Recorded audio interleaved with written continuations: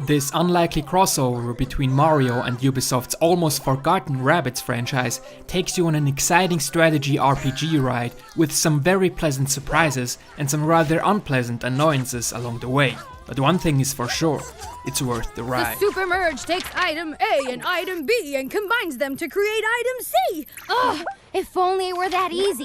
The game's story merely serves as an excuse for the franchise mashup, and honestly, that's totally okay. What's important is that it nails the Rabbids humor and successfully marries it with the feel-good vibes of the Mario universe, resulting in a very self-aware storyline full of references to other Nintendo franchises. It all feels very familiar, but also new and unexpected at the same time. But the main attraction here is the game's addictive gameplay, which is divided into two main activities: exploration and turn-based combat.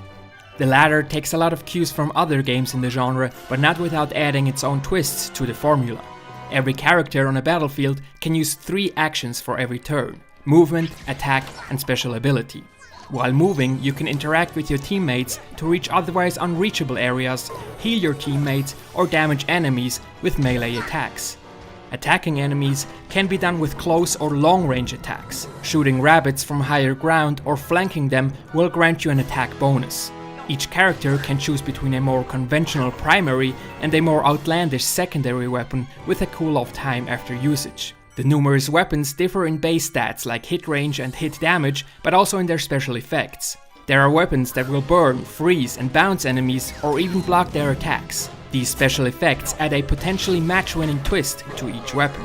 Each character also has its own special abilities that range from automatically shooting moving enemies in sight to healing and protecting team members. Much like the secondary weapons, the special abilities also have a cool-off time due to their potentially disruptive nature in combat. All in all, the battle mechanics feel more streamlined and less complex than comparable games in the genre, which is a good thing because battles move at a higher pace and leave you with that addictive just one more battle feeling after finishing one. You also get the impression that you're constantly making progress because winning battles earns you coins and power orbs that can be traded in for upgrading your character's arsenal and skill set. Each character fulfills a special role on the battlefield depending on his special abilities, base stats, and available weapons. There are characters that are clearly offensive, defensive, or supportive in nature. Character progression is handled through skill trees and unlockable weapons. The problem is that the game both encourages and discourages you to experiment with different roles, weapons, and combinations in battle. On one hand, upgrading skill trees is very inviting because power orbs, the currency for skill tree upgrades, can be used for all unlocked characters multiple times. That means, if you collect 1000 power orbs, you can invest these 1000 orbs for each unlocked character. You also have the option to reset the skill tree and start from scratch if you see that the unlocked special abilities are unfit for your strategic approach in a specific battle. On the other hand, buying weapons is more complicated because coins, the currency for weapons, can only be spent once. So if you collect 1000 coins, you can only spend these coins on one weapon for one character. If you really want all of your potential team members to be maxed out on the weapons front, you'll have to backtrack and grind your way through additional battles to earn the coins you need. The game also imposes some arbitrary restrictions when choosing your team for battle that further narrow the room for experimentation. There are only 3 team slots available, with 1 slot being permanently reserved for Mario and 1 slot being reserved for a Rabbid character.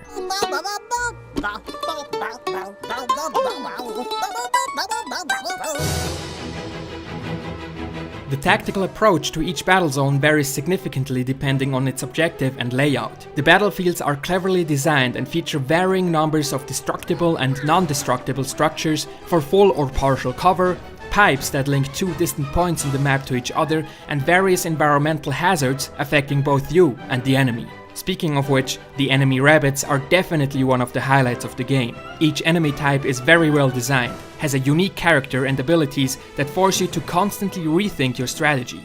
The bosses are especially noteworthy and feature some of the most creative and eccentric character designs I've ever seen.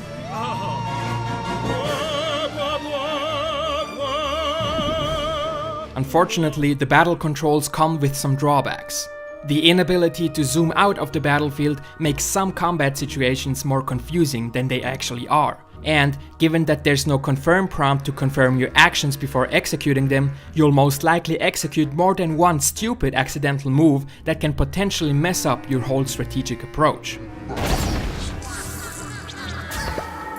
It's worth noting that the second half of the game suffers from some major pacing problems. The game constantly throws bigger and more difficult battles with more and more enemies at you, without giving you the chance to unwind in smaller battles from time to time, resulting in a feeling of exhaustion. In addition to that, the difficulty in later levels has a big trial and error focus. There are some missions with absolutely no margin for error or bad luck, so get ready to replay these battles over and over again until everything works out perfectly.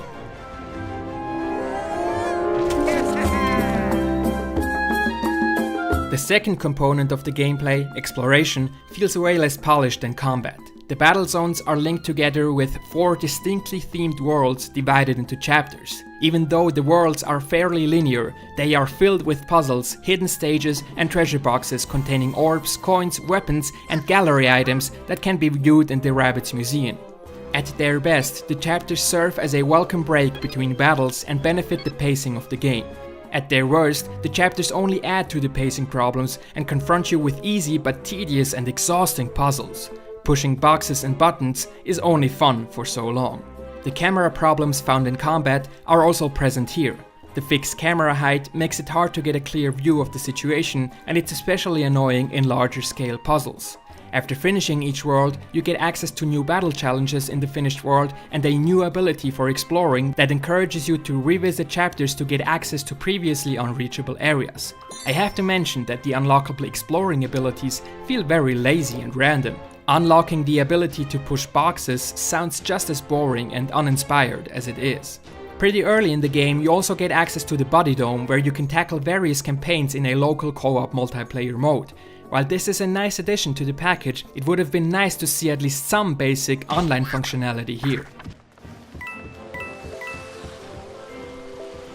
No matter if you're in combat or in exploration mode, the game looks absolutely gorgeous. The fluid character animations give each character a distinct personality. They are a joy to look at and never get old, even after seeing them for the 100th time in combat. The worlds feel alive and are full of intriguing little details, like creatures playing an instrument to the beat of the soundtrack.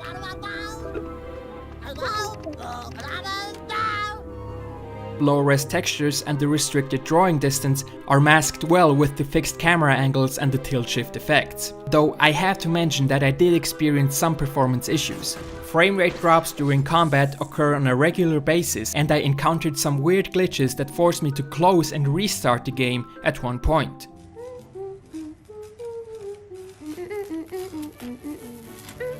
The musical score perfectly matches the impressive visual presentation and features some Banjo-Kazooie-esque tunes, along with some rearranged Mario themes. It's nostalgic, it's new, it's fantastic.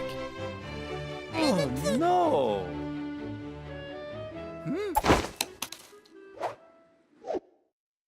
Mario and Rabbids Kingdom Battle is a beautiful, addictive and humorous game that's only being held back by some minor annoyances scattered throughout the experience. All in all, this is definitely a game worth trying out, and hopefully, this was just the beginning.